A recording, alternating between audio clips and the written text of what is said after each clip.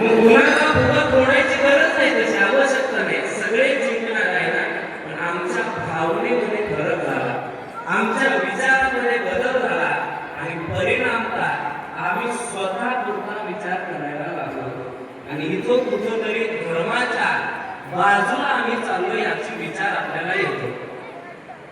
तुम्ही चौथीला आहे का बाळा? हे बाळा, हे सोनी, तू कितवीला आहे? तिसरीला. तू चौथीला आहे. दीदी तू कितवीला आहे?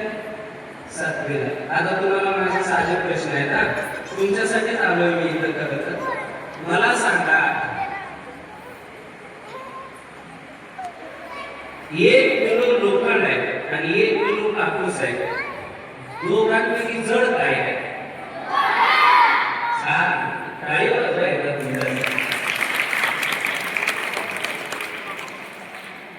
मी प्रश्न पुन्हा विचारतो, 1 किलो लोखंड आहे आणि 1 किलो कापूस आहे, जड काय आहे?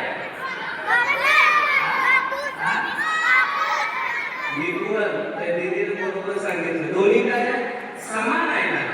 अरे 1 किलो लोखंड आणि 1 किलो कापूस, दोन्हीचं वजन म्हणजे समान आहे आणि वजन होत नाही. पण आपली भावना अशी झाली, कापूस म्हणजे हलका आणि लोखंड म्हणजे जड. या भावनेकडून कुठेतरी आपण पाठीमागे राहतो याचा विचार केला पाहिजे. अजून सोपं विचारलं, आपला धर्मग्रंथ कोणता आहे? धर्मग्रंथ विचार करूया. कुठला आहे? हिंदू आपला धर्म आहे आणि आपला धर्मग्रंथ कोणता आहे? बोला, हे मंदिराला सांगितलं श्रीमद भगवद्गीता. काय वाजवायचं?